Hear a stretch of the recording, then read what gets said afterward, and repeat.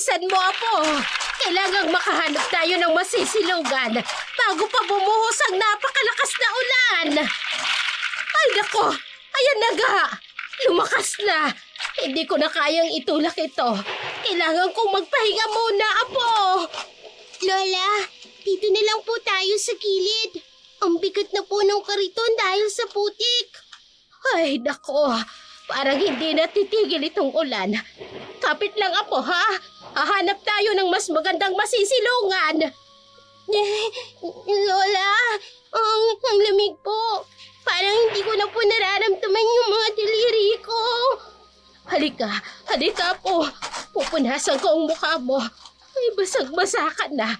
Kung alam ko lang na uulan, ay sana'y nakapagdala tayo ng payong. Ay, Lola! Shh! Huwag ka matakot, Apo. Normal lang yan, ha? Alam mo ba, noong bata ako, ang sabi ng nanay ko kapag kumikidlat, abay nagpipicture lang daw ang Diyos sa langit. Talaga po.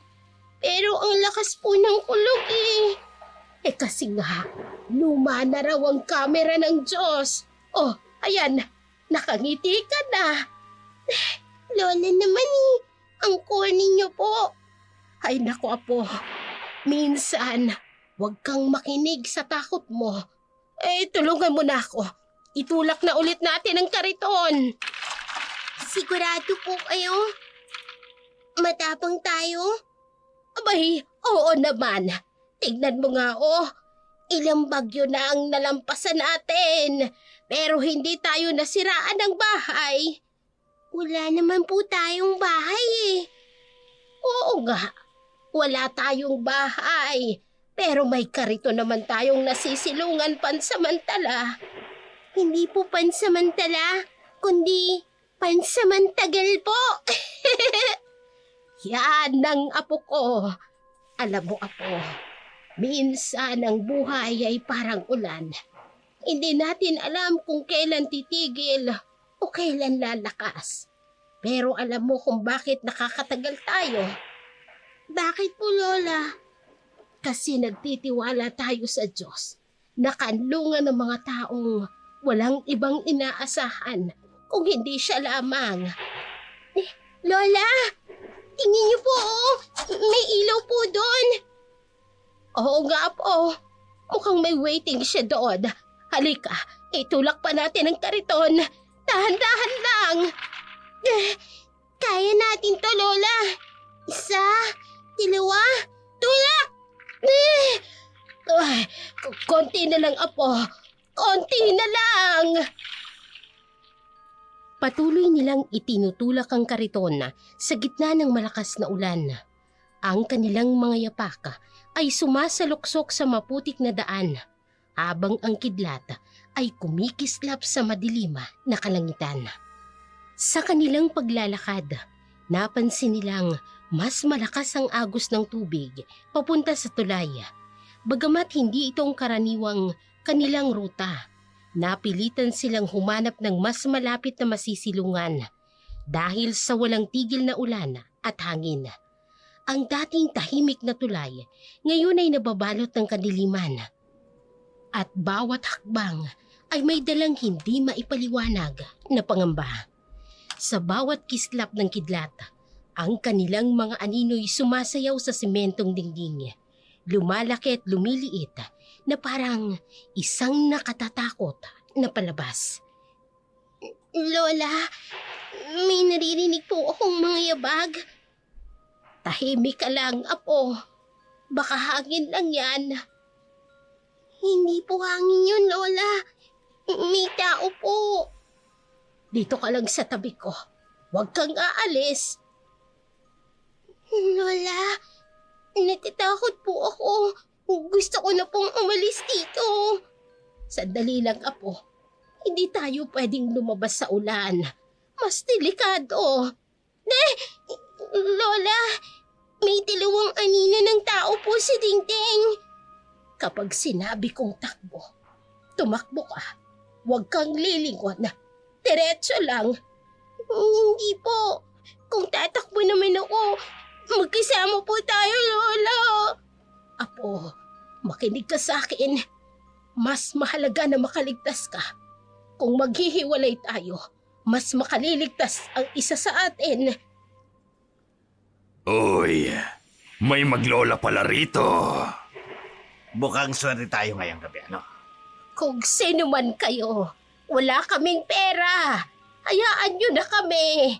Hindi naman pera ang hanap namin, Lola. Kundi ang apo mo. Lola, ayoko po. Anong kailangan ninyo sa apo ko? Hindi na mahalaga kung ano man ang kailangan namin sa apo mo.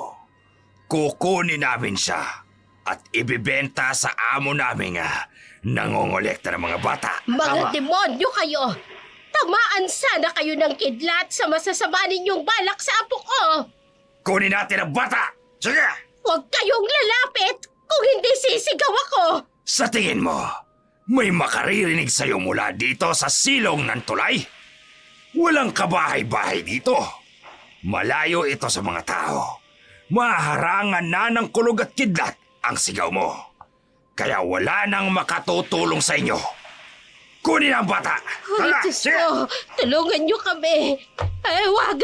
Maawa kayo sa apo ko! Akin na! Kung ano man ang masama ninyong binabalak, huwag niyo nang ituloy!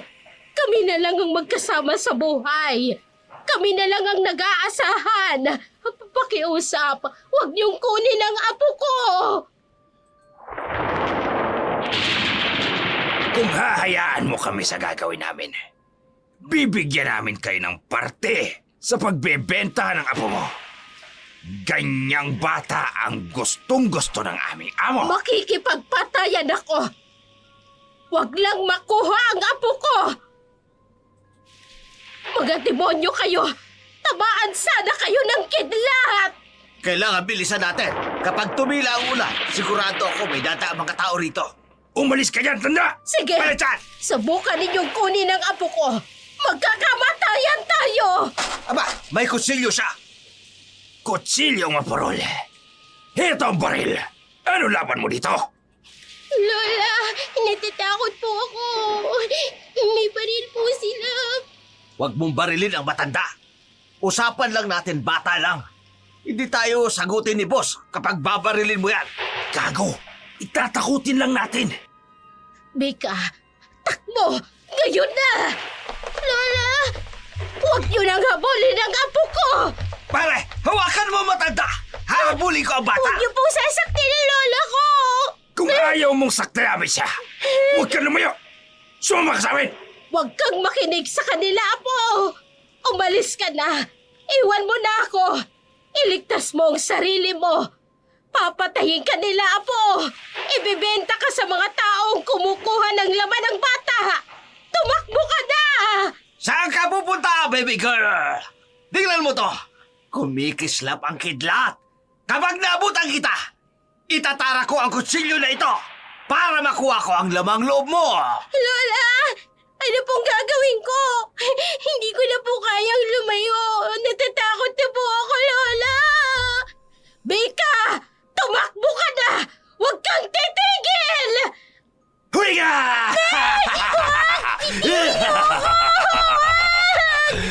Tulong! May gustong kumuha sa bata!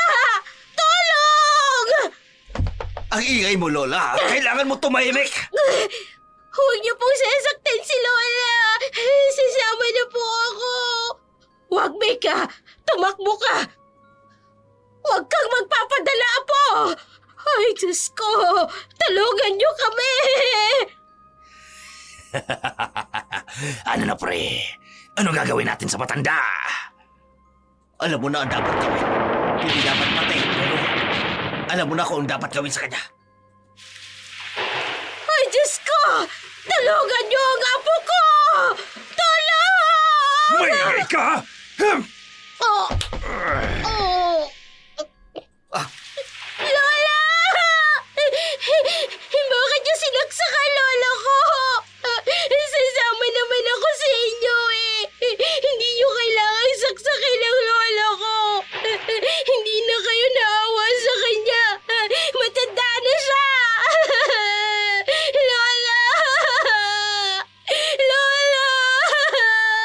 Kulit mo kasing matanda ka eh. Lola, bangon po kayo, please. Bangon na po kayo, Lola. O ano? Nakita mo ba kung anong napala ng lola mo? Takbo ka na. Hindi ko po kayo iiwan. Lola, please po, please. Tara na, bata. Wala ka nang magagawa dyan. Bitiwan niyo siya. Bilisan na natin. Baka may makakita pa rito. Tara na. Malaki ang kikitain ni Boss Saurio sa'yo. Lola! Bilisan mo lang. Lola! Tara! Lola! Dali na! Huwag ka na maingay! Sumama ka na! Patawad po! Dali! Dito! Patawad po, Lola! Bilis! Tayo! Patuloy na umiiyak si Mika, nakatingin sa dugoang katawan ni Lola Suling na nakahandusay sa putikan. Ang huling imahe ng kanyang lola, nakahiga, walang buhay sa gitna ng ulan, ay tumimo sa puso ni Mika, nag-iwan ng sugat na hinding-hindi maghihilom, habang siya'y kinakaladkad palayo ng mga walang puso at masasamang loob. Ang ulan at kadiliman ay tila naging saksi sa kanyang pagdurusa. Subalit sa hindi kalayuan, isang liwanag ang unti-unting sumilay. Mga ilaw na parang mga bituin sa gabing mapanglawa. Dala-dala ng mga tanod na umiikot sa lugar matapos marinig ang sigawan. Ang kanilang mga yapak bumabagsak sa katahimikan at papalapit sa kinaroroonan ni Mika at ng kanyang lola.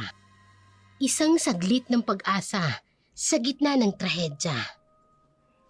Bilisin natin. Parang may babae at bata na sumisigaw dito kanina. Oo, dali. Doon. Doon ang gagaling ang sigaw. Dali, tara natin. Kawawa naman sila. Buwisit! May mga tanod! Tulong! Tulong! Pinatay po nila si Lola! Anong gagawin natin ngayon? May tao ba dyan? Lumabas kayo! Bitawan natin to, bata. Balikan na lang natin. Pero si Bosauro naman, Kap. Gusto mo bang makulong? Ha? Takbo! Lola! Lola! Ay, Diyos ko! May duguan dito! Bato, anong nangyari? Sinong gumawa nito sa'yo? Hindi ko po sila kilala. Bis, may krimen sa tulay. Kailangan ng ambulansya at pulis. Bata, halika na. Bitiwan mo naman si Lola. Hindi po. Hindi ko po siya iiwan. Nangako po siya, hindi niya po ako iiwan Hey, tawagan mo ng pulis. Kailangan mahuli ng gumawa nito. Lola, Lola, gising na po kayo. Lola, bakit niyo po ako iniwan? Bata, Lola! wala na si Lola pero kailangan mo maging matapang para sa kanya. Patuloy na bumubuhos ang ulan habang ang mga ilaw at sulo ay sumasayaw sa dilim. Saksi sa isang gabing puno ng lungkot at pagkawala. Habang ang mga tanod ay abala sa pag-aalo kay Mika at sa pagtawag ng tulong, ang mga masasamang loob ay sumanib sa kadiliman. Ang kanilang mga yabag ay natakpan ng kulog at ng ulan. At ang kanilang mga anino ay unti-unting nawawala sa dilim ng gabi. Ngunit ang kanilang mga halakak at bulungan ay nananatiling gumagala sa hangin. Isang masamang pangitain ang kanilang muling pagbabalik. Muntik na tayo dun, ah. Nakita mo yung bata? Puno ng dugo yung lola niya. Mga gago kayo! Bakit kailangan patayin na matanda? Kung hindi pinatay, di nagsumbog yun. Si Bosauro, mababaliw kapag nalaman niyang nakatakas sa bata. Balikan na lang natin yung mamaya. Alam natin kung saan pupunta yon. Wala na siyang ibang mapupuntahan. Wala na siyang lola. Oo nga, di ba? Madali natin siyang mababalikan. Bakit ako kayo, mga talon? Wala silang alam kung gaano kalaki ang sindikato ni Boss. Hayaan nyo. Mamayang madaling araw, babalikan natin yung bata. Wala nang magpoprotekta sa kanya. Siguradong magugustuhan siya ni Boss. Malaki ang kita natin doon. Sayang nga lang at nagkalat tayo ng dugo. Pero mas masaya kapag may kasamang patayan. Ano naman kung magsumbong yung bata? E di, dagdagan natin ang patay. Simple lang.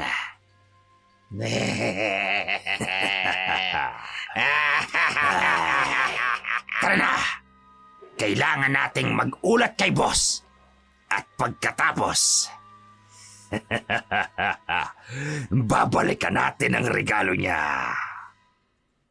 Habang nakayaka pa rin si Mika sa katawan ng kanyang lola at habang hinihintay ang mga tanod na humingi ng tulong, iniwan muna nila ang bata at humingi ng saklolo sa mga kasama nito.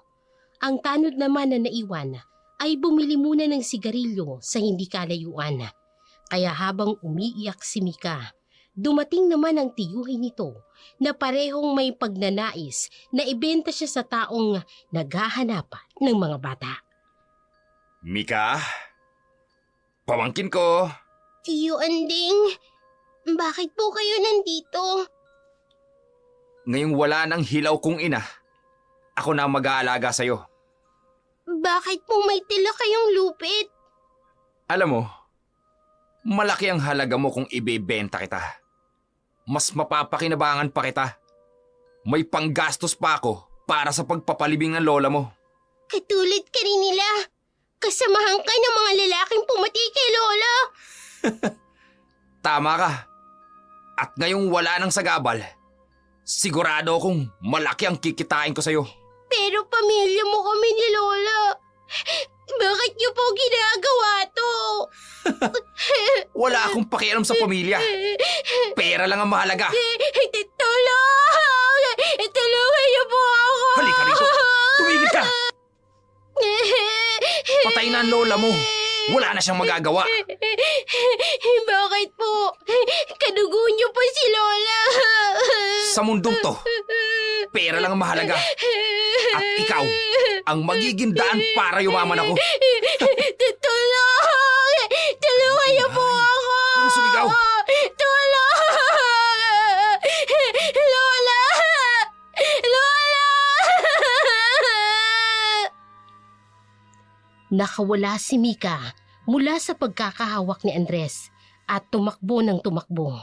Nakarating siya sa isang makitid at madilim na iskinita, malapit sa ilog. Ang amoy ng nabubulok na basura at ang ingay ng mga daga ang bumabalot sa paligid. Sa kanyang harapan, maitim na tubig ng ilog. Sa likod ay ang kanyang tiyuhing papalapit sa kanya. Hanggang dito ka na lang, Mika. Hindi ka na makatatakas. Chong! Parang away niyo na po. Ayoko pong sumama. Ilang taon kitang binantayan para kay Boss Sauro. Ang tagal kong hinintay na mawala ang lola mo. Pero bakit po? Ano bang nagawa namin sa inyo? Simple lang. Pera. Maraming pera. At ngayong wala ng matandang sagabal. Si Lola po. Siya lang ang nagmahal sa akin. Pagmamahal? Walang silbi ang pagmamahal. Ang pera lang ang mahalaga. Lola, tulungan niyo po ako. Lola. Tama na yung drama mo. Halika na.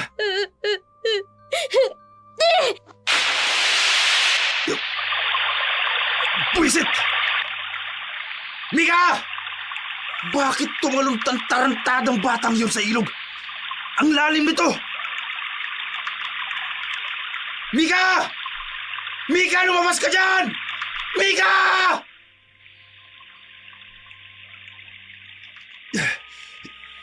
Hindi! Hindi pwede! Paano ko sasabihin kay Bosauro to? Maya-maya, dumating na rin ang mga tanod na tutulong na kunin ang bangkay ng lola ni Mika. Kaya sa takot na mahuli ng mga tanod, tumakbo papalayo si Andres. Iniwan ang madilim na iskinita kung saan nawala ang kanyang pamangkin sa maitim na tubig ng ilog. Matapos ang pagtakas ni Andres, kumalat ang balita sa buong pamayanan tungkol sa batang tumalon sa ilog. Kinabukasan, nagtipon ng mga tao sa tabi ng ilog, dala-dalang mga lambat at lupid. Naghahanap ng bakas ng batang naglaho sa dilim ng tubig. Ngunit habang lumilipas ang mga oras, ang pag-asa ay unti-unting nawawala at ang mga kwento ng matatanda tungkol sa misteryosong nilalang sa ilalim ng ilog ay nagsimulang kumalat.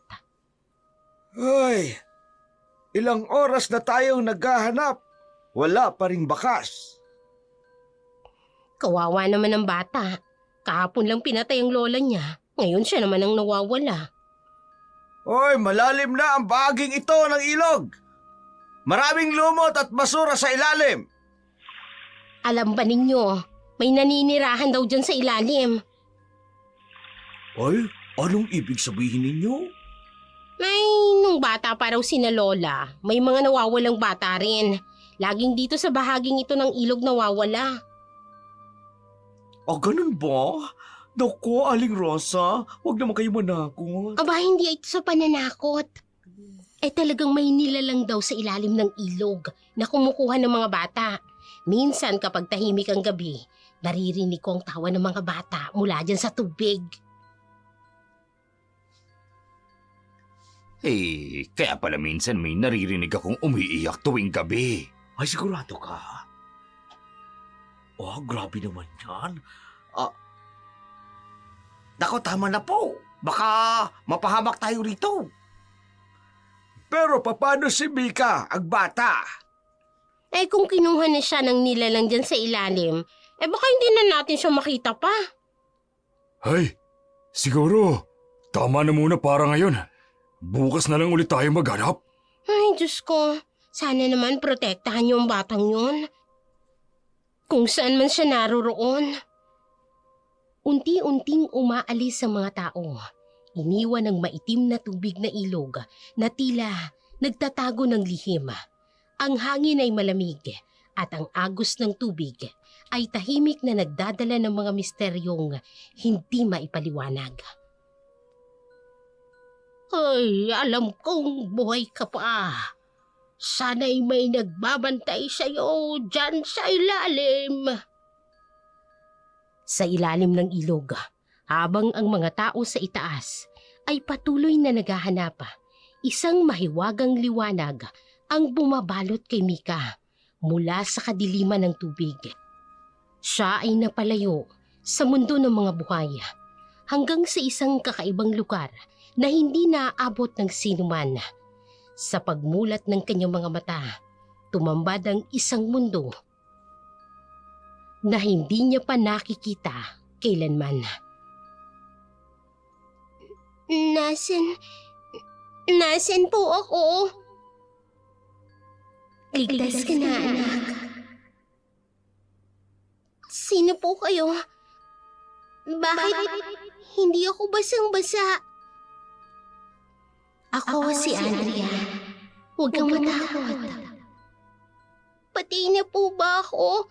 Katulad po ng lola ko? Hindi. Hindi, Mika. Buhay ka pa. Iniligtas kita mula sa ilog. Bakit po? Bakit po kayo may liwanag? Kasi hindi ako katulad ng iba. Isa akong diwata, Mika. Diwata? Akala ko po, Kwento lang yun. Maraming bagay sa mundong ito na hindi maipaliwanag ng tao. At ikaw, Mika, may babala ako sa'yo. Ano pong ibig niyong sabihin? Simula ngayon, hindi ka na katulad ng iba.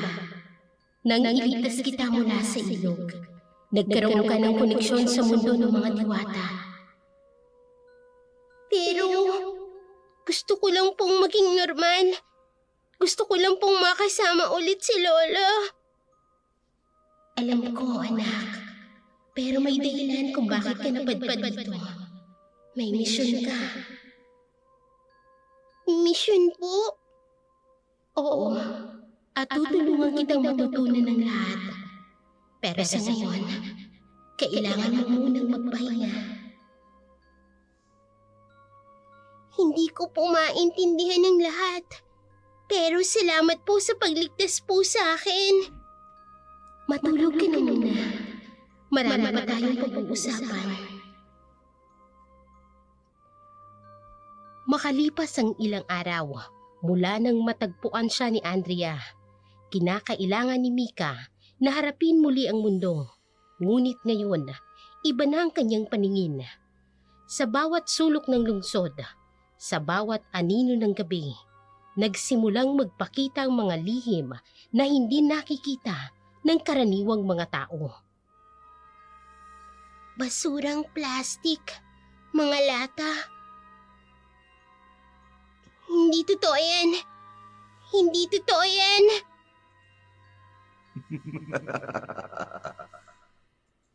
Hindi totoo yan. Hindi totoo yan. Saklolo! Tulungan mo kami! Tulad ng sabi ni Andrea, huwag akong matatakot. Isang anino ang dumaan sa tabi niya. Sino yan? Habulin mo kami! Habulin mo kami! Hindi! Ayokong makipaglaro! May malamig na hangin ang dumaan. Kung nandito lang po si Lola. Mika, Ha? Andrea? Bakit? Bakit ang dami nilang sumusunod sa akin? nakikita ka nila. Alam nilang kaya mo silang tulungan. Pero natatakot ako. Ayoko pong marinig ang mga boses nila. Nagpatuloy ang mga tawa at bulungan sa paligid. Huwag kang matakot. Ito ang regalo ko sa iyo. Ang makita ang mga hindi nakikita ng iba. Mga bata po sila. Yung mga nawawala. Oo, kailangan nila ng tulong. Kailangan ka nila. Paano ko po sila matutulungan? Hindi ko nga po kayang tulungan ng sarili ko. Hindi ka nag-iisa, Mika. Nandito ako. At tandaan mo, kahit nasan man ang lola mo, pinabantayan ka niya. Isang mahinang ihip ng hangin. At unti-unting humihina ang mga tawa at bulungan.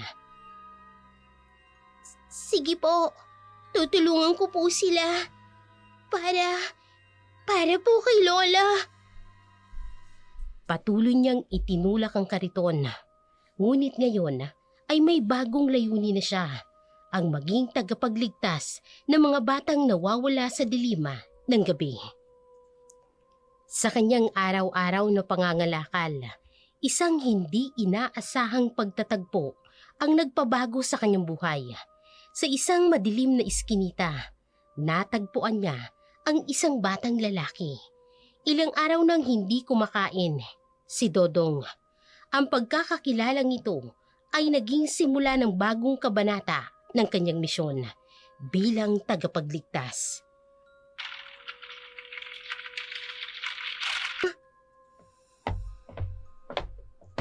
Bata, okay ka lang? Lumayo ka sa akin!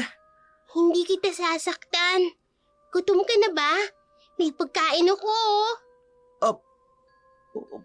Bakit mo ako tinutulungan? Kasi parang ako rin noon. Nagugutom at natatakot. Eto tinapay.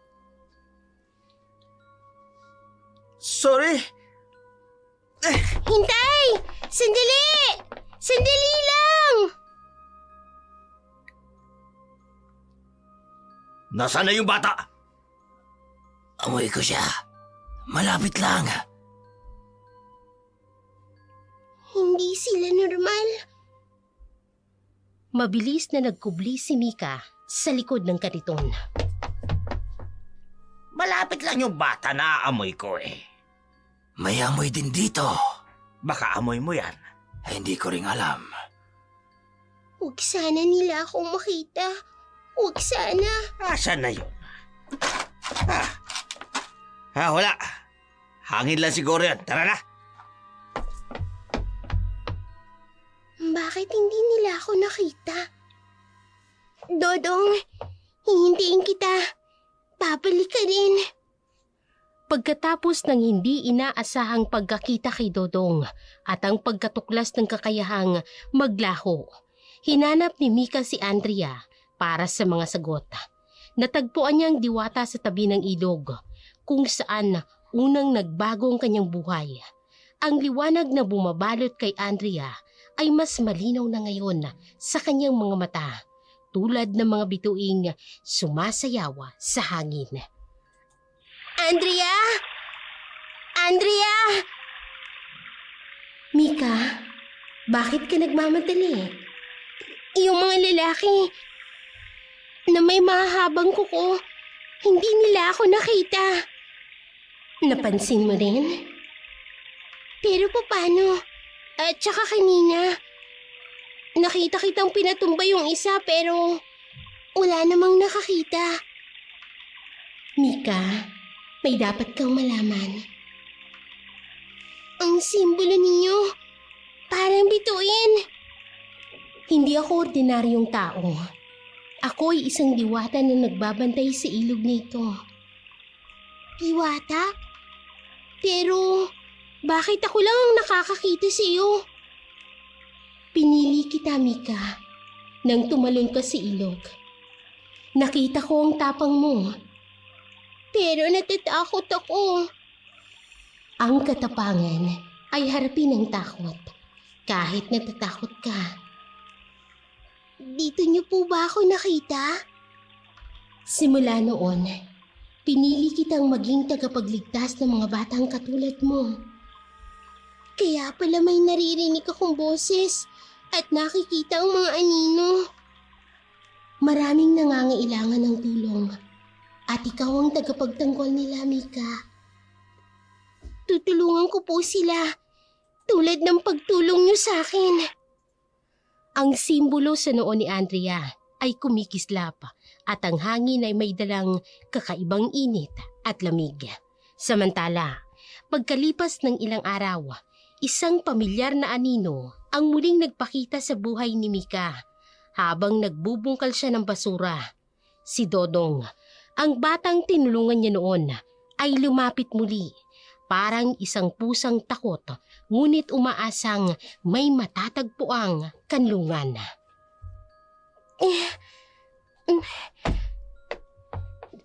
Dodong, Oh. alam kong ikaw yan. Paano mong nalaman? Naririnig kita. Gabi-gabi. Sinusundan mo ko? Hindi. Pero nararamdaman kita. Gutom ka pa rin, no?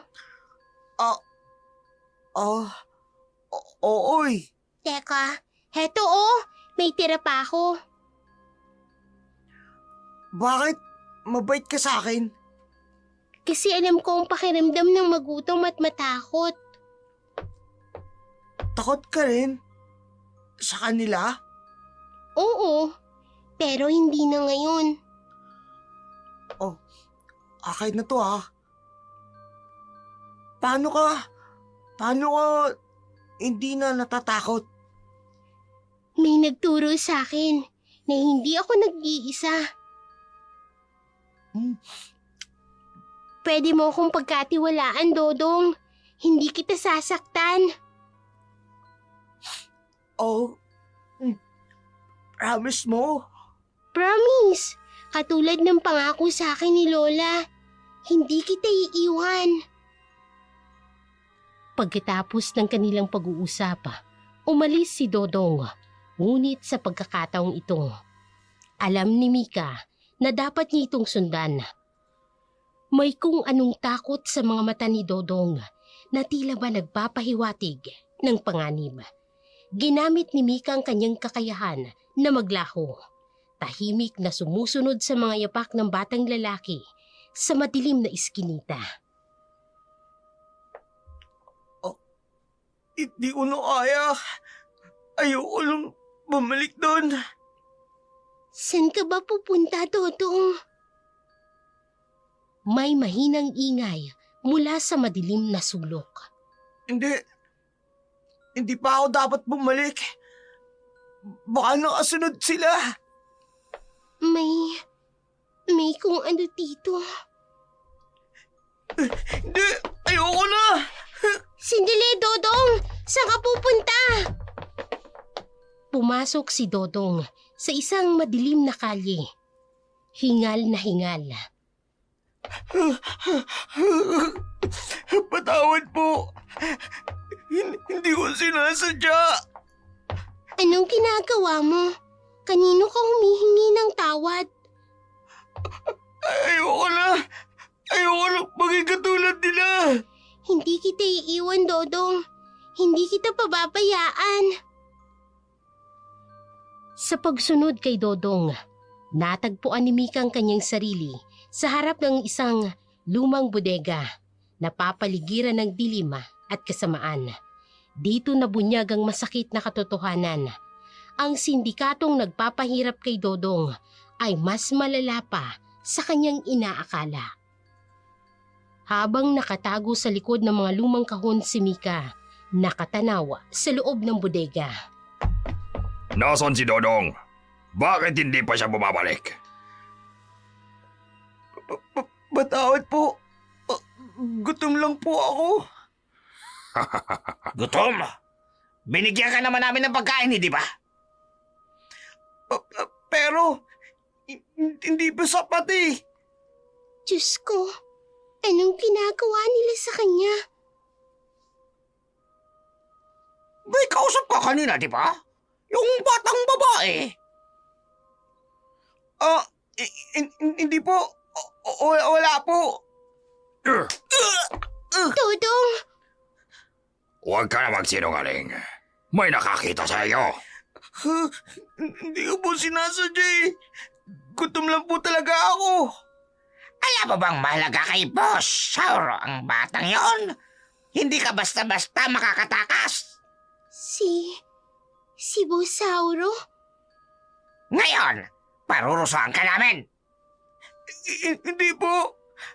Please lang po, hindi ko na po ulitin. Kumabog ang dibdib ni Mika, nagmamadaling tumingin sa paligid. Andrea! Andrea, tulungan mo ko! Kailangan kong iligtas si Dodong! Isang mahinang liwanag ang lumitaw sa tabi ni Mika. Maghintay ka, Mika. Hindi pa ito ang tamang oras. Pero sinasaktan na siya nila. Kailangan nating malaman ang buong plano nila para mailigtas hindi lamang si Dodong, kundi ang lahat ng mga bata. Patuloy sa pag-iyak si Dodong sa loob ng bodega. Si Mika ay pilit na pinipigilan ng sarili. Iniintindi ang mas malaking laban na kailangang paghandaan. Pagkatapos malaman ang tungkol sa sindikato, sinundan ni Mika si Bosauro ng mag-isa. Kahit na binalaan siya ni Andrea. Sa isang madilim na gabi, nakita niyang lalaking nagpapahirap sa mga batang katulad ni Dodong. Ngunit hindi niya inaasahan ang susunod na mangyayari. Isang transformasyon na magpapakita ng tunay na anyo ng kasamaan. Saan siya pupunta?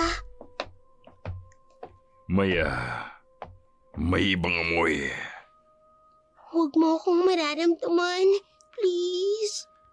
amoy ng batang babae.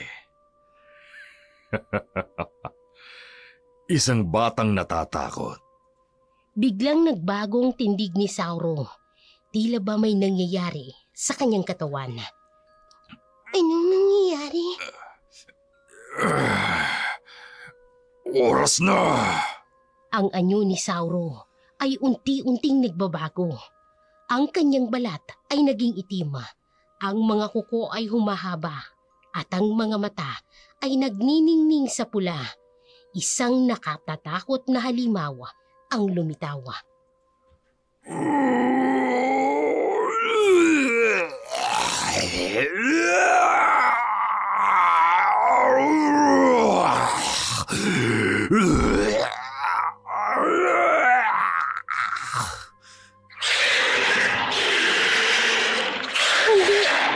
Hindi totoo ito.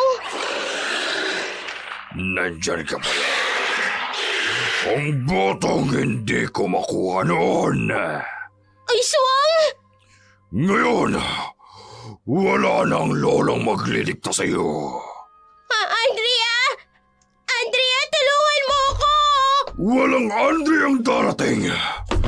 Ikaw at ako lang. At gutom na ako. Tulong!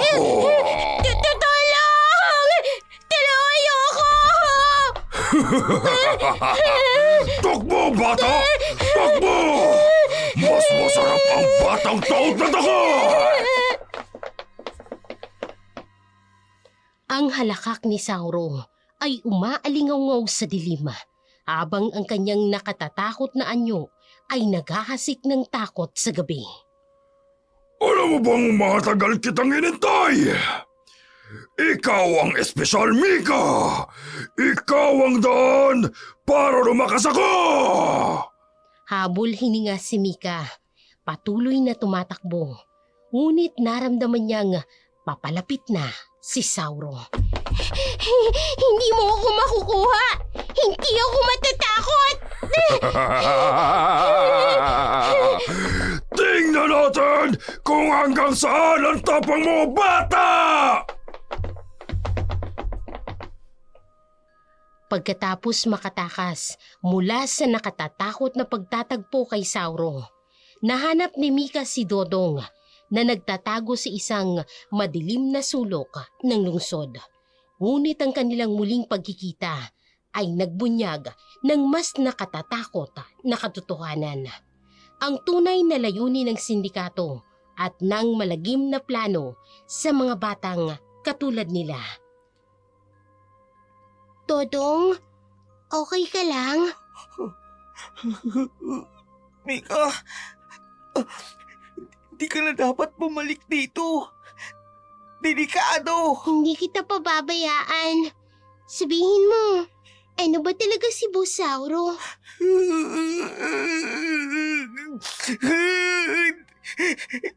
Hindi siya tao. Nakita ko siyang nagbago ng anyo. Ano siya? Sunsyo, kumakain ng mga bata. Kumakain ng mga bata? Sa kabiluan ng buwan, kinukuha niya yung mga walang magulang eh. Kaya pala maraming nawawala. May bahay siya, malayo sa bayan. Doon niya dinadala yung mga bata. Amoy dugo. Parang laging may patay sa bahay na yun. Anong ginagawa niya sa kanila? Una, pinapakain. Tapos pag malapit na yung kabilukan ng buwan, kinukuha niya na. Tama na. Hindi ko na kaya. Nakita ko yung mga mata niya. Pulang-pula. Tsaka yung ngipin niya parang may patalim. Malapit na ang kabilukin ng buwan. Ayoko lang bumalik doon. Ayoko maging pagkain niya. Hindi ka na niya makukuha. Hindi ko hahayaang mangyari yun. Paano? Napakalakas niya. Tsaka marami siyang tauhan eh. May tutulong sa atin. hindi tayo nag-iisa. Nararamdaman mo ba? Ganyan yung hangin sa bahay niya. Malamig at amoy kamatayan. Kailangan nating iligtas ang iba, Dodong, bago pang kabilukin ng buwan. Habang pinag-uusapan nila ang plano, isang pamilyar na anyo ang lumabas mula sa dilim. Ang tiyuhin ni Mika na si Andres, ngunit hindi na itong dating kilalang tao. Sa liwanag ng buwan, ang pagbabago sa kanyang mga mata at ang kakaibang ningning ay nagpakita ng mas malalim na lihim. Kaya pala mabaho rito. May daga palang nagtatago. Mika, Chong, bakit kayo nandito? Ang tagal kitang hinanap. Pamangkin, kasama mo palang paboritong alaga ni boss. Hindi ikaw ang tiyuhin ko. Hindi mo ba ako namimiss? Alam mo ba kung gaano kahalaga ka kay boss? Ha? siya yung tagapaghanap ng mga bata. Tumahimik ka! Ilang taon kitang binantayan para kay boss. Tapos itong pesteng to ang sisira. Natatakot ka ba, pamangkin, ha? Hindi mo ko dapat takbuhan. Biglang may lumabas mula sa dilim, si Sauro. Napakagulo mo, Mika. Tingnan mo. Espesyal na regalo ko para sa'yo. Ano yan? Isang baril na may pulang bato. Mula sa dugo ng mga batang kinain ko. Mika, takbo! Wala ka nang tatakbuhan, pamangkin. Sumama ka na. Hindi! Saan ka pupunta, bata? Mika! Bumalik ka rito! Titiwan mo ako! Mika, tumakbo ka na! Kakaibang tunog mula sa yero at mga iyak ng bata.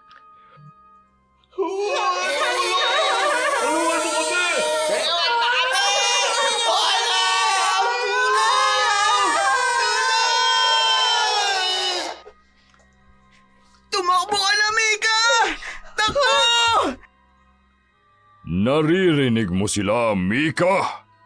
Ang mga kaluluwang kinain ko. Malapit ka nang sumali sa kanila! Hindi! Andrea! Andrea, tulungan mo ko! Mika, tumakbo ka na! Tumakbo ka ba? Mika! Patuloy ang mga iyak mula sa yero, habang si Mika ay tumatakbo papuntang ilog, ang lugar kung saan nagsimula ang lahat. Sa dilim ng gabi, ang bawat hakbang ni Mika ay naging laban para sa kanyang buhay. Sa likod niya, ang yapak ni Sauro na nagdadala ng kamatayan sa bawat madaanan. Ang ilog na minsang naging kanyang kanlungan ay muling tumatawag sa kanya. Ngayon, ito na ang kanyang huling pag-asa. Andrea! Nasaan ka? Wala nang tutulong sa'yo ngayon, bata. Wala ka ng takas. Mika!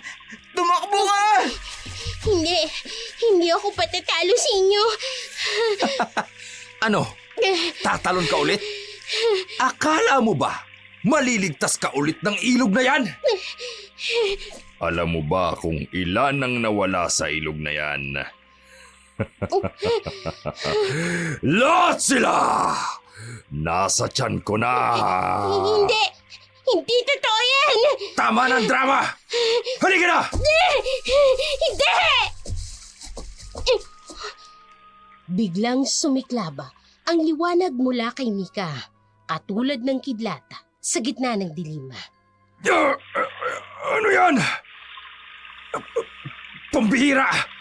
Anong klaseng kapangyarihan to? Lumayo kayo! Lumayo kayo sa akin! Ang tubig ng ilog ay umikot, tila buhay at tumataas ang alon. Hindi pwede! Dapat wala kang kapangyarihan! Umalis na kayo! Alis! Ang sigaw ni Mika ay may dalang liwanag na pumupunit sa kadiliman. Ang tubig ng ilog ay umaangat, dumadagungdong kasabay ng kanyang kapangyarihan. Sa gitna ng liwanag na lumabas kay Mika, isang hindi inaasahang pangyayari ang naganap. Nahulog si Andres sa maitim na tubig ng ilog. Ang payapang tubig ay biglang nagbago, kumulo at naging mapula, at ang baho ng dugo ay sumisirit mula sa kailaliman. Mika, anong nangyari? Hindi ko rin alam eh. Bakit naging pula ang tubig? May tunog ng paghihingalo mula sa ilog.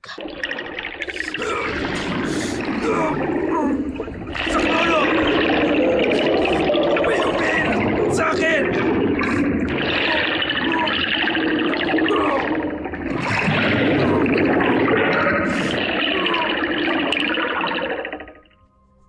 Mika, may amay na umihila sa kanya! Mga kamay ng mga bata. Boss! Boss Sauro! Tulungan mo ako! Mas maraming mga kamay ang lumabas, bumalot kay Andres at hinila siya pababa. Bakit para kasi siyang tumalon? Hinila siya ng mga biktima niya. Mika! Pumangkin! Tulungan mo ako!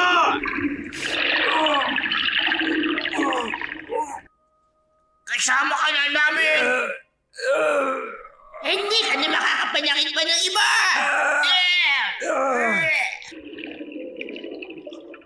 Narinig mo ba, Mika? Yung mga boses nila. Oo, mga boses ng mga batang kinain nila. Unti-unting nilamon ng ilog si Andres. Ang tubig ay nagiging tahimik habang unti-unting bumabalik sa normal. Mabubuhay pa kaya siya? Hindi na. Kinuha na siya ng mga biktima niya.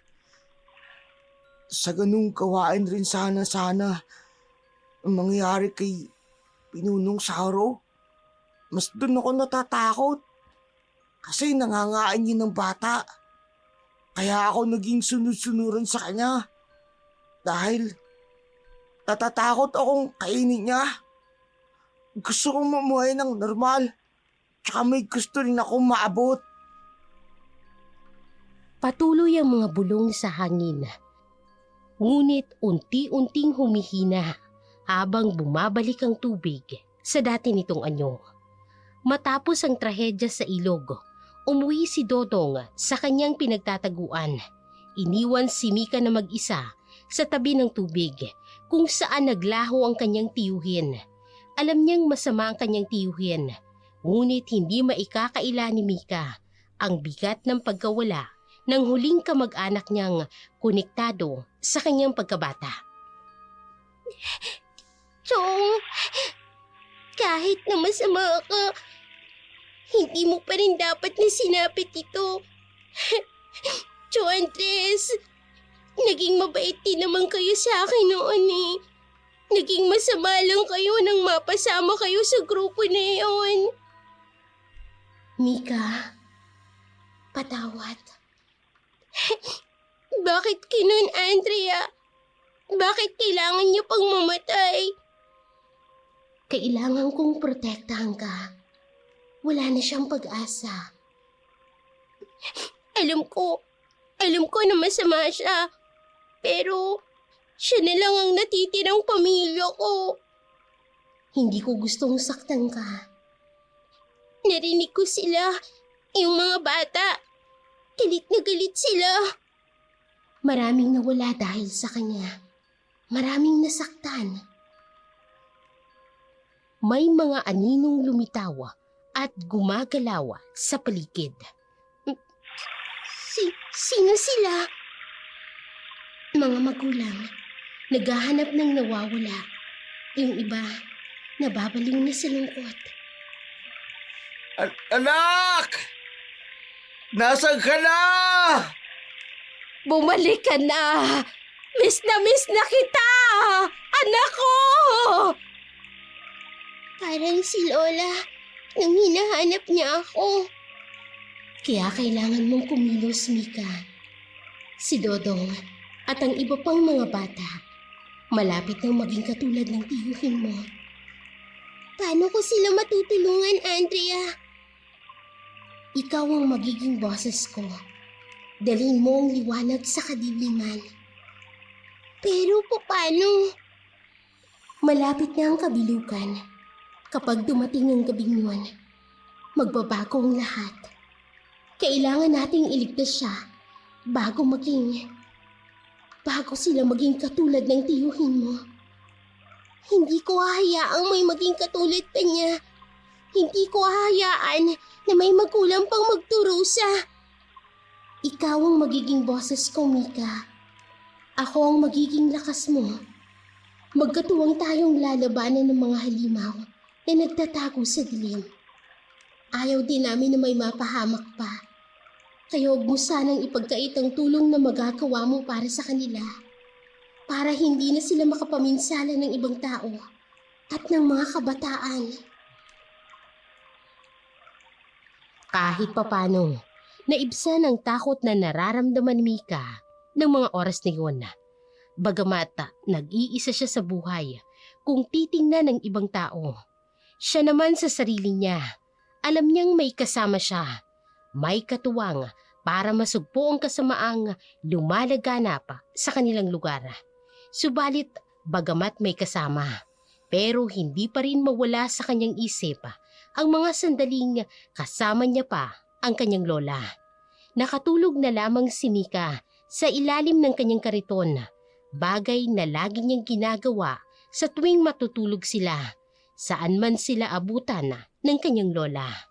Kinabukasan, habang si Mika ay nasa kanyang kariton, isang binatang pulis ang may bakas ng laban ni Sandro ang lumapit. Ang kanyang mga galos at pasa ay nagsasalaysay ng mga nakatatakot na katotohanan sa lugar. Ikaw si Mika, tama? Opo. Pero, bakit niyo po ako kilala? Pasensya na kung ginulat kita. Pulis ako. Nag-aalala kami sa mga bata rito. Marami ng batang nawawala sa lugar na to. Gusto mo ba kumain muna? Po? Para po talaga sa akin yan? Oo. Napansin ko kasi mag-isa ka lang dito. Kailangan mo ito. Tumango si Mika at dahan-dahan na kinuha ang pagkain. Binuksan ito at kumuha ng tinapay. Alam mo, ang tapang mo. Ang hirap siguro ng ginagawa mo. Pero nandito ka pa rin. Mag-isa kang kumakayod. Nasaan pala mga magulang mo? Wala na po sila. Sinong kasama mo sa buhay? Wala na po. Kamamatay lang po ni Lola nung nakaraang linggo. Pinatay po siya ng masasamang loob. Kawawa ka naman. Gusto mo ba sumama sa akin? Ihahanap kita ng maayos mong matutuluyan. Please po, huwag niyo po akong dadalhin sa DSWD. Mas gusto ko pong mabuhay ng kumakayod para sa sarili ko. Sigurado ka? Opo. Mas mapapangalagaan ka sana dun. Pero nakakahanga ang iyong determinasyon. Ang iyong pagsusumika para mabuhay. Opo. Kailangan ko pong maghanap buhay. Kahit minsan, nakakatakot po. Nakita ko ang mga batang kasing edad mo lang. Hindi kaya ang ginagawa mo, pero ikaw, hinahanap mo at hinaharap mo mag-isa. Kahanga-hanga ang ginagawa mo, bata. Tahimik na ngumingiti at namumulang pisngi. Patuloy siyang kumakain ng dahan-dahan.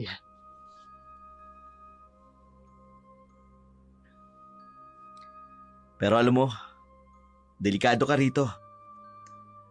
Gusto ko malaman kung kaya mo kong tulungan.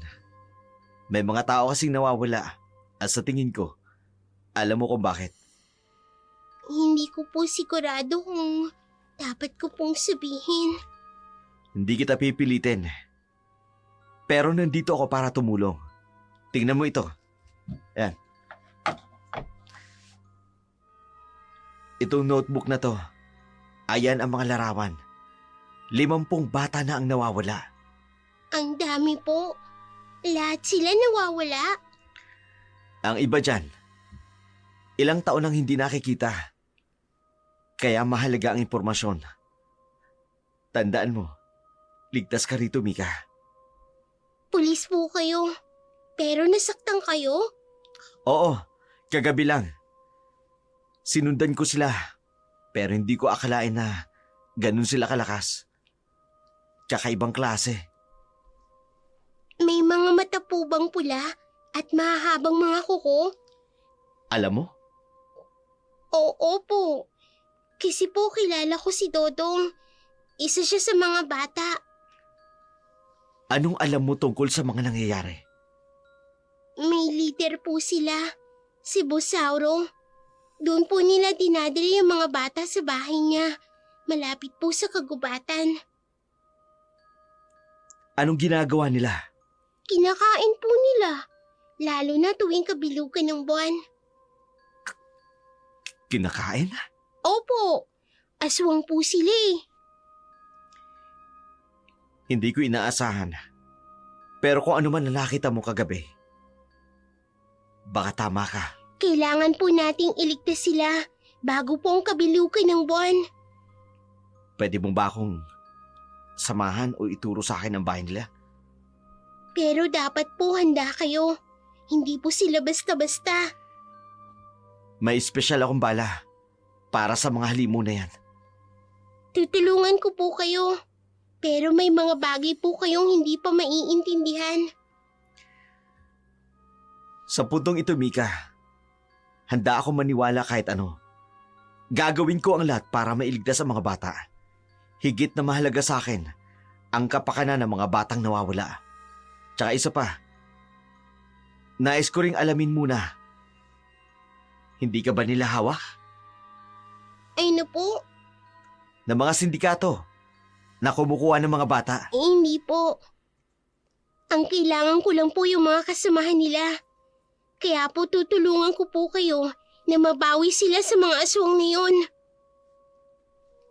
Hindi nagkamali si PO1 Sandro Matulina ng nilapitan. Tamang-tama, naghahanap din ng makakatulong si Mika para makawala sa pagkaalipin ng aswang ang mga bata. Kahit paano, lalo siyang nabuhayan ng pag-asa. Lumipas pa ang mga araw, dumating ang kabilugan ng buwan. Hindi buo sa isip ni Mika kung anong gagawin o kung gagawin ba ng pulis ang pangako nitong tutulungan ang mga bata. Pero buo na sa isip niya, dumating man o hindi ang pulis, handa siyang tulungan ng kaibigang si Dodong. Pumunta na si Mika sa kanilang tagpuan ng pulis na nagtanong sa kanya. Kakaiba ang kalangitan ng mga oras na iyon. Tila namumula ito sa dugo. Tila ba may hibla ng liwanag na nagmumula sa ibang daigdig. Habang pinagmamasdan, napansin ni Sandro na may kausap si Mika kahit walang ibang tao sa paligid. Sinong kausap ng batang ito? Wala naman ako nakikita. Si Mika, nakikipag-usap kay Andrea sa gilid. Tila wala siyang naririnig sa sinabi ni Sandro. Alam kong hindi mo ko pababayaan ngayon. Pero, sasabihin ko ba sa pulis na kasama kita? Huwag na. Hindi niya rin ako maiintindihan. Kailangan nating kumilos ngayong gabi, Mika. Ito na ang tamang oras. Mika? Oh. Kanino ka nakikipag-usap? Sir Sandro? May nakikita akong anino pero walang tao. Nakikita? Nakikita niyo po? Hindi niya ako nakikita ng buo, pero nararamdaman niya ako, Mika. Mika, una pa lang alam ko Mika kaiba sa'yo. Pero kung komplikado ang sitwasyon, hindi kita pipilitin. Ang nais ko lang, magawa ang trabaho ko, mailigtas ang mga bata. Sir, kailangan nating pumunta sa bahay ni Busandro ngayong gabi. Sa kabilugan ng buwan? Oo, doon nila ginagawang masama. Sandali lang. Base! P1 Sandro ito. Kailangan ko lang na backup sa Woodland. May malaking operasyon tayong gagawin. Okay, copy, Sandro. Papunta na ang team dyan, nakadeploy na. Sigurado ka ba rito? Wala ng oras. Kailangan na nating kumilos bago pa mahuli ang lahat. Mika, may kasama ka bang espiritu? Oo, siya ang nagligtas sa akin noon at tutulungan niya tayong iligtas ang iba pa. Sige, naniniwala na ako sa lahat. Saan ang bahay? Sa gitna ng gubat, may matandang mansyon doon. Maririnig niyo ang iyak ng mga bata. Sa tabi ng ilog tayo magdaraan. Walang ibang madadaanan patungo roon. Handa ka na ba? Opo, sir. Kailangan nating iligtas sila bago pa pumahuli ang lahat. Sa ilalim ng pulang langit, naglakbay sila patungo sa madilim na mansyon sa gitna ng gubat. Ang bawat hakbang ay tila ba binabalot ng kakaibang enerhiya. Parang pinagmamasdan sila ng hindi nakikitang mga mata. Habang papalapit sila, ang katahimikan ng gabi ay unti-unting napapalitan ng mga sigaw at iyak na tila ba mula sa ibang mundo. Mga tinig na puno ng paghihirap at ng takot. Ang malamig na hangin ay nagdala ng hindi maipaliwanag na amoy, dugo at nabubulok na karne na tila sumisingit sa bawat paghinga. Ang mga punong nakapaligid sa kanila ay parang kumakaway, ngunit hindi sa pag-anyaya, kundi sa babala. Ang mga sanga ay tila nabubuhay, nagbubulong ng mga lihim ng lugar na yun. Sa bawat pagyapak nila sa lupa, parang mas sumisidhi ang bigat ng kanilang nadarama. Parang hinihigop sila papalapit sa isang mas malalim na kadiliman. Si Mika, tahimik ngunit halata ang kaba sa kanyang mukha. Samantala, si Sandro'y mahigpit ang hawak sa kanyang baril habang ang mga mata ay alisto sa bawat anino at tunog. Si Andrea, bagamat tahimik at halos hindi maramdaman ang presensya, ay tila pinagmamasdan ng paligid, handang tumugon sa anumang oras. Sa gitna ng nakabibinging mga sigaw, isang malinaw ang narinig nila, isang boses na puno ng kasamaan.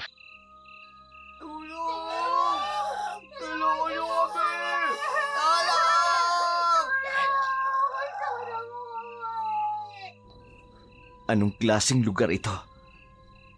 Habang palapit ng palapit sila sa mansyon, ang mga sigaw ay naging mas malinaw, mas nakatatakot. Sa loob ng dilim, unti-unting sumusulpot ang silweta ng mansyon. Malaki, matanda at puno ng nakapangingilabot na enerhiya. Ang mga bintana nito ay parang mga matang nagmamatsyag, habang ang pintuan ay tila naghihintay na sumalubong sa kanila o sumilo sa kanila. Tama na! Ayoko na!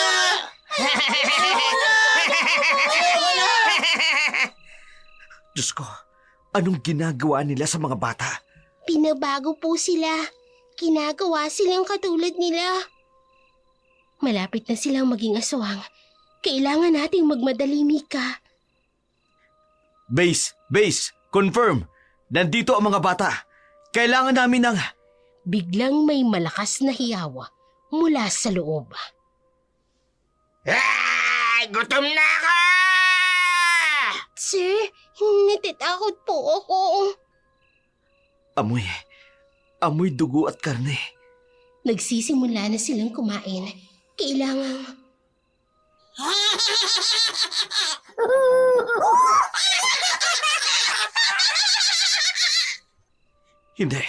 Hindi normal ang mga ito. Dodong, sana hindi pa uli ang lahat para sa kanya. Isang malakas na sigaw mula sa loob ng mansyon. Mga anak ko! Oras na para sa inyong bagong bahay! Alpa Tim, nasaan na kayo? Kailangan namin ng... May paparating. Magtago kayo. Ngayon na. Dito sa likod ng puno. Sa ilalim ng pulang liwanag ng buwan, tumindi ang labanan sa loob ng mansyon. Ang bawat yapak ay parang pagkalansing ng tanikala at ang amoy ng dugo at takot ay lalong nagpapalakas sa halimaw na si Sauro.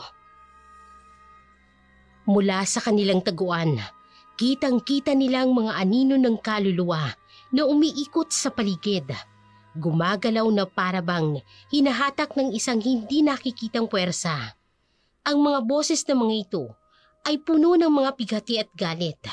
Bumabagsak sa pandinig ni Mika at Sandro, tulad ng mga sibata na may dalang babala. Ang amoy ng dugo at nabubulok na laman ay parang mas sumisidhi sa bawat paghinga nila.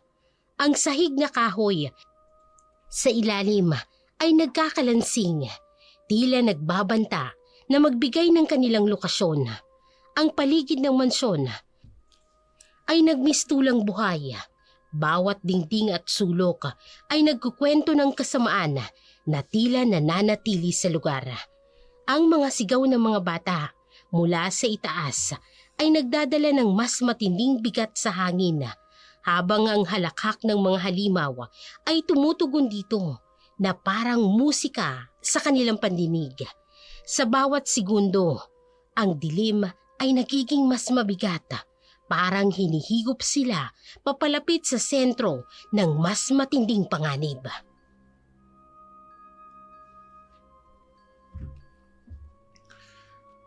May mga bisita pala ako. Huwag kang gagalaw! Pulis ako! Pulis! Napakasarap ng amoy ng takot mo! Sir Sandro, natatakot po ako. Hindi niyo ba alam? Sa kabilugan ng buwan, lumalabas ang tunay kong anyo. Mas lumalakas sa mga katulad namin. Dahil ang lakas namin ay nagmumula sa liwanag ng puting ilaw! Sa dilaw na buwan!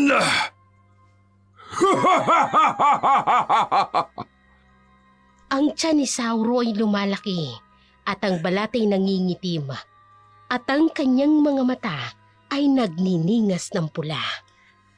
Diyos ko, ano ba ito?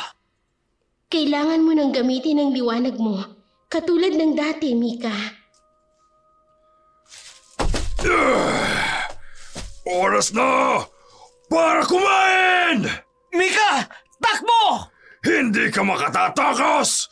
Magiging pagkain ko kayo ngayong gabi! Tatapusin ko ang kasamaan mo! Ang bilis siyang nakailag. Hindi talaga taong kalaban namin, kundi isang demonyo. Pero hindi ako matatakot. Kailangan mailigtas ko ang mga bata. Kailangan makawala sila sa kapangyarihan ng aswang na ito. Hindi ko kaya. Napakasarap ng amoy ng takot nyo! Lalo na ang takot ng mga bata! Mas lumakas pa ang sigaw ng mga bata mula sa itaas. Mika, ngayon na. Kayong dalawa ang una kong kakainin! Isang malakas na sigaw mula kay Mika, habang ang buong mansyon ay nayanig sa kanyang liwanag na parang isinisigaw ng bawat dingding ang kanilang kasaysayan ng paghihirap at ng takot. Sa loob ng mansyon, ang bawat sulok ay nagbabadya ng kamatayan at kasamaan. Ang mga pader ay nabahira ng dugo at bawat larawan ay tila umiiyak ng pighati. Si Mika, isang batang babae na wala sa kanyang inaasahang kalagayan, ay nasa gitna ng laban para sa kaligtasan ng kanyang kaibigan at iba pang biktima. Si Sandro, sugatan ngunit determinado na magpatuloy na lumaban sa isang halimaw na tila hindi kayang talunin ng tao. Sa kabila ng kanilang takot, isang liwanag mula kay Mikang naging pag-asa ng mga kaluluwang nagdurusa sa ilalim ng kontrol ni Sauro. Amoy ko ang dugo ng bata. Nagugutom na ako. Andrea! Andrea, tulungan mo ako! Gamitin mo ang liwanag, Mika. Ikaw lang ang may kakayahan. Isang aswang ang sumugod kay Mika. Ngunit mula sa kanyang katawan ay lumabas ang isang liwanag na nagpatalsik sa mga nilalang. Lumayo kayo! Isang malakas na pagsabog ng liwanag ang siyang nagpahinto sa mga aswang na nakapaligid. Mika! Mika! Anong nangyari? Ang mga aswang ay nagsimulang mapaatras. Hawak ang kanilang mga mata habang sumisigaw sa sakit ng liwanag. Liwanag! Masakit! Isang aswang naman ang sumugod kay Sandro. Ngunit hinarang ito ni Mika. Naglabas ng liwanag mula sa kanyang mga palad. Hindi ko kayo hahayaang saktin siya! Isang puting liwanag ang tumalsik sa aswang. Napaatras ito. Paano mong nagawa yun? May tiwata po. May tiwatang tumutulong sa akin. Ang mga larawan sa dingding ay nagsimulang tumulo ang mga dugo, habang ang mansyon ay tila nagbabago, parang nabubuhay sa ilalim ng utos ni Sauro. Patayin ang mga bata! Patayin silang lahat! Nabuno! Nabuno! Mika! Tulungan mo ako! Dodong, huwag ka mag-alala. Ililigtas kita. Kasama mo ko, Mika. Ililigtas natin siya. Pero sir, tingnan niyo. Ang dami po nila. Sa paligid nila, ang mga aswang ay muling nagtipon. Ang kanilang mga matay kumikislap sa dilim, puno ng kasakiman. Hindi ka nag-iisa, Mika. Huwag kang sumuko. Tandaan mo, ikaw ang pag-asa nila. Wala kayong kawala! Lahat kayo magiging pagkain ko! Mika! Help me! Please! Hindi ako natatakot sa inyo. Hindi ako natatakot. Sa gitna ng kaguluhan, si Mika ay unti-unting nagpakita ng lakas na hindi pa niya lubos na nauunawaan. Ang liwanag mula sa kanyang katawan ay parang sagot sa mga dasal ng mga kaluluwang na wala sa ilalim ng kasamaan ni Sauro. Si Sandro, sa kabila ng mga sugat, ay nagkaroon ng bagong lakas nang makita ang tapang ng mga bata. Ngunit si Sauro, ang hari ng dilim, ay hindi natitinag. Sa halip, siya ay mas naging mabangis. Lumabas mula sa kanyang bibig ang mga salitang nagpapakita ng kanyang mas malupit na balak. Mika, may espesyal na bala ako para sa katulad nila. Anong klaseng bala yan? Basbas na mga albularyo. Hindi ka na makakatakas ngayon! Kaya pala, may diwata ang tumutulong sa'yo. Samantala, Hinila naman ng mga tauhan ni Sauro si Dodong papunta sa isang madilim na pintuan. Bitiwan niyo ako! Tulungan mo ako! Ayoko na! Dodong! Hindi ko hahayaang kunin ka nila! Mika, huwag kang sumugod ng walang plano. Ang dilim ay biglang lumaganap sa paligid habang si Sauro ay naglabas ng isang sigaw na nagpalamig sa buong mansyon. Gagamitin ko si Dodong para makuha ko ang tunay mong kapangyarihan, Mika! Unti-unting hinihila papunta sa dilim si Dodong. Ang kanyang sigaw ay nawawala sa hangin. Mika! Help me! Biglang tumahimik ang buong mansyon. Ngunit ang halakak ni Sauro ay patuloy na umaalingaw-ngaw, puno ng kasamaan. Ang mga kaluluwa ng mga batang biktima ni Sauro ay nagsimulang lumabas mula sa mga pader. Ang kanilang mga mukha ay puno ng paghihirap. Ang kanilang mga boses ay nagiging mas malinaw. Mga boses na puno ng galit, ngunit umaasang matutulungan ni Mika. Sa gitna ng kaguluhan, si Mika ay nakatayo at ang kanyang puso ay puno ng takot, ngunit sinisikap na manatiling matatag. Sa sandaling yun, alam niyang ang desisyong gagawin niya ang magpapasya sa kanilang lahat. Ang tagumpay laban sa kasamaan o ang pagkatupok ng liwanag sa gitna ng dilim. Sa ilalim ng madilim na kuweba na puno ng kasamaan, ang sigaw ng mga batang biktima ni Sauro ay patuloy na gumuguhit sa bawat sulok. Si Mika, sa kabila ng kanyang murang edad at babala ni Andrea, ay tumakbo patungo sa gitna ng panganib, dalang matinding pagnanais na mailigtas si Dodong. Ang bawat hakbang niya ay parang patak ng ulan sa dagat ng takot. Ngunit ang kanyang tapang ay nagniningning kahit sa pinakamadilim na bahagi ng kuweba. Mika, wag! Hindi mo pa kaya. Patawad, Andrea, pero hindi ko hahayaang mawala si Dodong. Sandali! Delikado ito. Kailangan nating magplano. Wala nang oras, sir. Naghihintay si Dodong.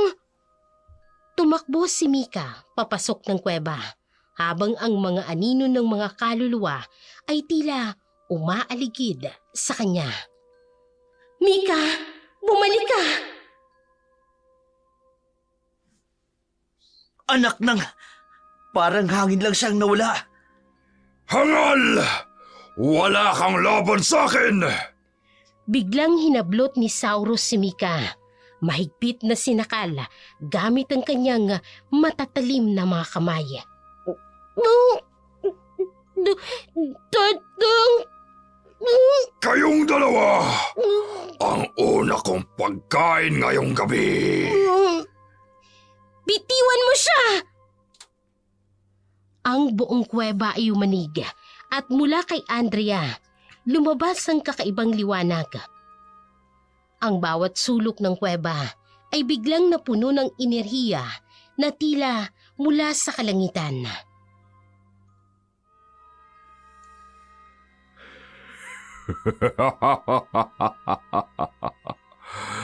Kaya pala, ikaw ang diwatang tumutulong sa kanya. Unti-unting nagbago ang anyo ni Andrea. Ang kanyang katawan ay napuno ng liwanag at ang kanyang likod ay naglabas ng malalaking pakpak na tila gawa sa mga bituin. Hindi ko papayagan na saktan mo pa sila. Isang malakas na pagkulog ang narinig, kasabay ng kidlat mula sa itaas. Pinalalakas ang presensya ni Andrea. Anong magagawa mo? Mahinang diwata! Hindi siya mahina. Biglang pumutok ang liwanag mula kay Mika na siyang tumama kay Sauro. Napaatras ito habang ang kanyang kamay ay nasusunog sa liwanag. Ano to? Hindi ka na makakasakit pa ng kahit na sinong bata! Tumakbo si Mika, papalapit kay Sauro. Ang kanyang liwanag ay sumisiklab sa buong kuweba. Ang bawat anino at halimaw na nakapaligid ay nagsimulang maglaho sa bawat hakbang niya. Hindi! Hindi pwede! Hindi ako maaaring matalo! Tapos na ang kadiliman mo, Sauro! Isang malakas na pagsabog ng liwanag ang naganap. Si Sauro ay tuluyang naging abo. Ang kanyang huling sigaw ay umalingaw-ngaw habang tinatangay siya ng hangin.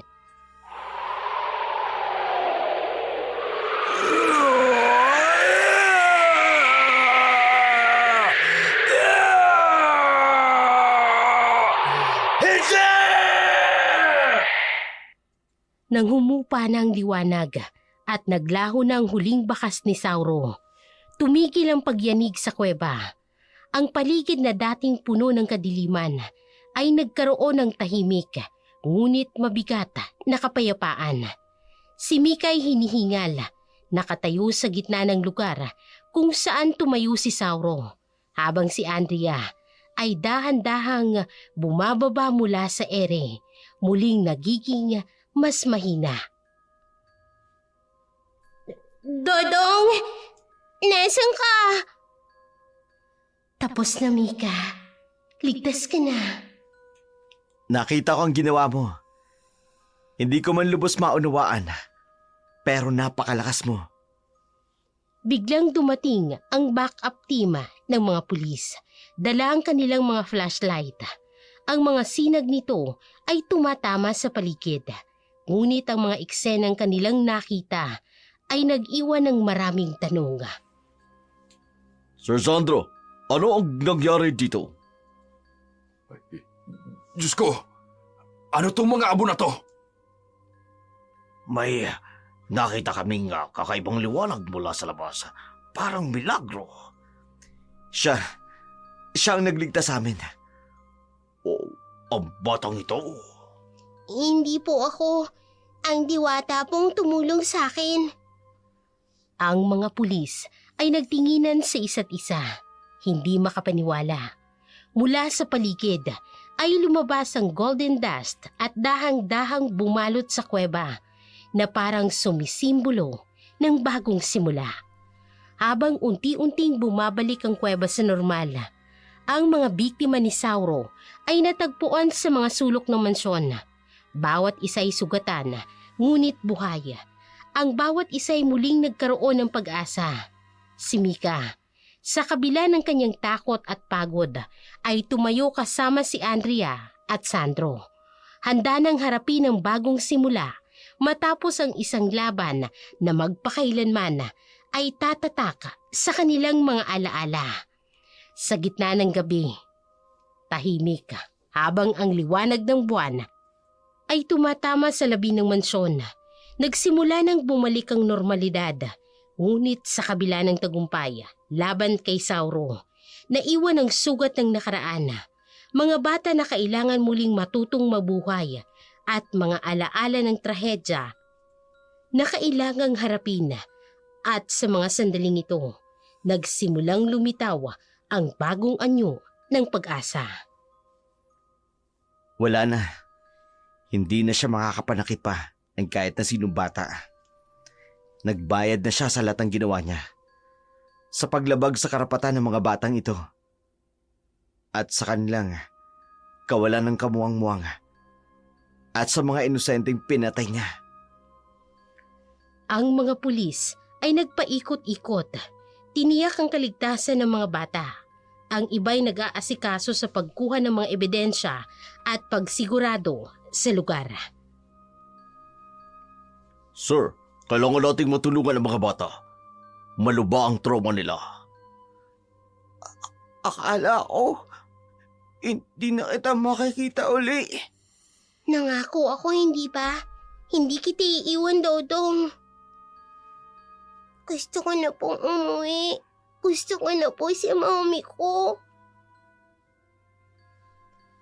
Habang ang ibang pulis ay iniipon ng mga bata, dumating ang isang team ng DSWD. Nasa kanilang unang hakbang para mabigyan ng proteksyon at suporta ang mga batang nasagip. Sir, i-turn over na natin ang mga bata sa amin. Sisiguraduhin naming matutulungan sila. Salamat po sa mabilis ninyong pagdating. Kailangan makuha agad nila ang tamang gabay. Ang mga bata ay unti-unting inilalapit sa team ng social workers. Ang ilan ay umiiyak pa, ngunit may ilan ding nagiging kalmado na. Huwag kang mag-alala, anak. Ligtas ka na ngayon. Kami na ang bahala sa'yo. Pero, paano po bumalik sila? Hindi na sila makababalik. Nangako ako na hindi ka na nila muling masasaktan, Dodong. Tama siya, Mika. Ang lakas mo ang dahilan kung bakit sila ligtas ngayon. Habang isinasakay ang mga bata sa sasakyan ng DSWD, hindi maikakailang bigat ng mga pinagdaanan nila. Ngunit sa kabila nito, naroon ang bagong pag-asa na hatid ng mga taong nagligtas sa kanila. Mika, maraming salamat. Dahil sa'yo, maraming buhay ang naligtas. Pero hindi pa po tapos. Marami pang batang nawawala. May mga bagong ulat ng mga batang nawawala. Mukhang malawak pa ang saklaw ng operasyon ng masasamang loob. Hindi po kami titigil hanggat hindi natutulungan ang mga bata. Habang papalayo ang sasakyan ng DSWD, natira sina Mika at Sandro sa tahimik na mansyon kasama si Andrea. Alam nilang isang tagumpay ang kanilang nakamit, ngunit may mas malaki pang misyon ang kanilang haharapin. Marami ka pang gagawin. Handa ka na ba, Mika? Palagi, tulad ng pangako ko kay Lola, hindi natin sila iiwan. Ilang araw ang lumipas, ngunit ang bigat ng alaala ng mansyon ay nananatili sa bawat isa. Ang mga bata, bagamat ay ligtas na, dahan-dahan pa lamang nagsisimula sa proseso ng paghilom. Sa bawat kwento ng kanilang nakaraan, unti-unting naaalis ang bigat ng kanilang trauma. Ngunit ang sugat na iniwan ng takot ay mahirap purahin. Huwag kayong matakot.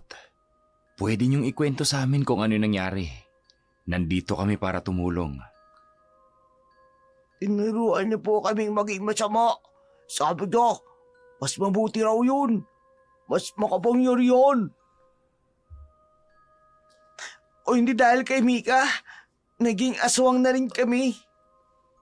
Samantala, si Mika ay naglalakad sa makikitid na kalye ng bayan kasama si Andrea na tahimik na nagmamasid sa kanyang tabi. May nararamdaman akong ibang batang nawawala. Kaya kita pinili, Mika. Alam kong may tapang ka para sa misyon na ito. Lumipas ang mga linggo, ngunit ang anino ng kasamaan ay tila nananatili pa rin. Ang ulat ng mga nawawalang bata ay patuloy na dumarating, nagiging paalala sa hindi pa natapos na laban. Sa kabila nito, si Sandro ay mas determinado na ngayon dahil sa kanyang kasangga, ang batang si Mika, na may liwanag na kayang labanan ang kadiliman. Sir, may ulat na naman pong nawawalang bata. Sa kabilang distrito na naman po ngayon. Huwag kayong mag-alala. May kakilala ako na tutulong sa atin. Sa hindi kalayuan, nakita nila si Mika na naglalakad sa gilid ng ilog. Sa tabi niya, ang anyo ni Andrea ay nagniningning sa ilalim ng buwan. Hindi makikita ng iba, ngunit ramdam ang presensya nito. Handa ka na ba para sa bagong misyon? Oo, tulad ng pangako ko kay Lola. Hindi natin sila iiwan. Sa ilalim ng malamlam na liwanag ng buwan, muling nagsimula ang misyon ni Mika at Andrea. Ang bawat yapak nila sa lupa ay parang sinasabayan ng mga pangakong hindi mabibigo.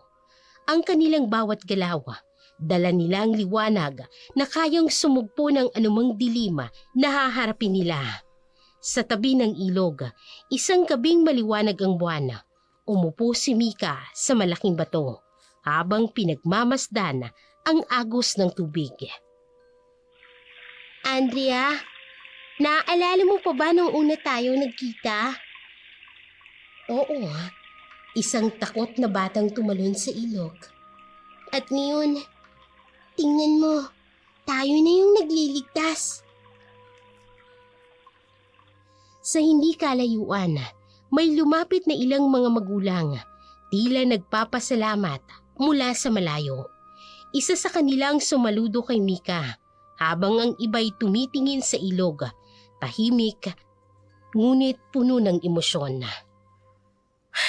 Salamat sa iyo, Mika, para sa aming mga anak.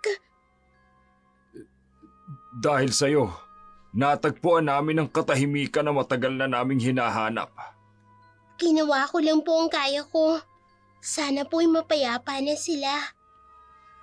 Narinig nila ang tapang mo, Mika. At ngayon, nararamdaman nila ang liwanag na dala mo. Isang malamig na hangin ang dumaan, tila huling paalama sa mga magulang bago sila tuluyang magpahinga. Iniwan nila si Mika at Andrea na puno ng pasasalamat. Sa gabing yun, muling nagkaroon ng pag-asa sa bayan, hindi lamang para sa mga nailigtas, kung hindi pati na rin sa mga nawawala pa. Si Mika, sa kabila ng kanyang murang edad, ay naging simbolo ng tapang at pagmamahal, isang liwanag na patuloy na lumalaban sa dilim. Sa tabi ng ilog, kung saan lahat ay nagsimula, nakatayo si Mika. Pinapanood ang pagsikat ng araw. Sa kanyang tabi, si Dodong, na tila may kakaibang liwanag sa kanyang muka at tahimik na nakatingin sa agos ng tubig. Dodong, mukhang masaya ka ngayon ah. Parang may kakaiba sa'yo. Oo, Mika. Kasi nandito na sila. Dumating na para sunduin ako. Sino sila? Ama, magulang ko. Ang tagal ko silang hinintay. Mika, ngayon magkakasama na kami. Talaga? Pero, ibig bang sabihin nito, aalis ka na? Oo, Mika. Panahon na para magpaalam. Tapos na ang mission ko dito. Pero Dodong, paano naman ako? Ikaw lang ang kaibigan ko. Paano kung mag-isa na naman ako? Hindi ka nag-iisa. Lagi ako nandito sa puso mo. Alam ko, kayang-kaya mo kahit wala ako. Dati ka namang matapang eh. Higit kanino man, ikaw yung nakilala kong matapang. Pero ang sakit-sakit. Ang dami na nating pinagdaanan. Paano ko haharapin ang mga darating na pagsubok kung wala ka? Mika, tumingin ka sa mga mata ko. Kaya mo. Hindi ka yung batang madaling matakot. Lahat ng lakas sa kailangan mo, nasa iyo na.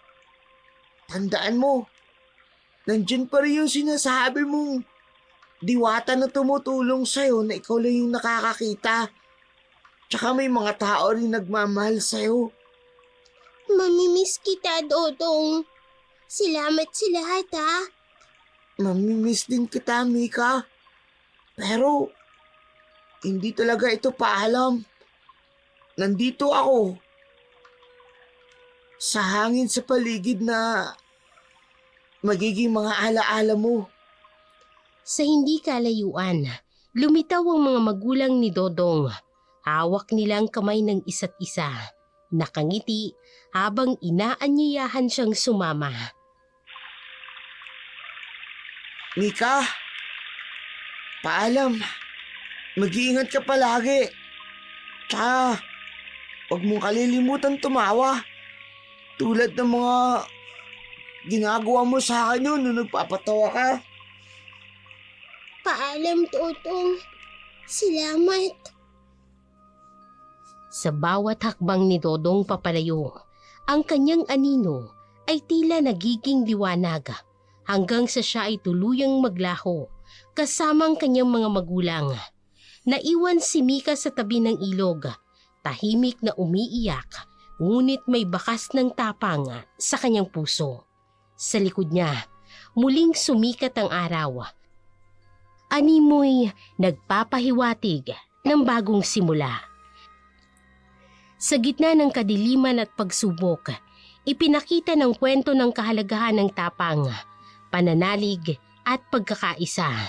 Si Mika, sa kabila ng kanyang murang edad at kawalang karanasan, ay nagpakita ng hindi matitinag na determinasyon upang ipaglaban ang sarili at ang iba pang mga bata na biktima ng karahasan at kasamaan. Pinatunayan niya na kahit ang pinakamaliit o pinakamahina ay may kakayahang magbago ng kapalaran basta't puno ng tapang at pananalig sa tama. Ang kwento ay nagtuturo rin ng aral tungkol sa sakripisyo at pagmamahal. Si Lola Suling ay naging halimbawa ng tunay na pag-aalaga at pagpoprotekta kahit sa punto ng pagsuko ng kanyang sariling buhay. Ang kanyang pagmamahal ay naging inspirasyon ni Mika upang magpatuloy at lumaban. Sa kabuuan, ipinapakita ng kwento na ang kasamaan, gaano man ito kalakas o katindi, ay may hangganan. Ang liwanag ng kabutihan, kapag pinagsama-sama, ay kayang talunin ang pinakamadilim na bahagi ng buhay. Ang mahalaga ay ang pagkakaroon ng tapang, pananampalataya at malasakit sa kapwa, sapagkat ang mga ito ay ang tunay na sandata laban sa anumang hamon o kasamaan.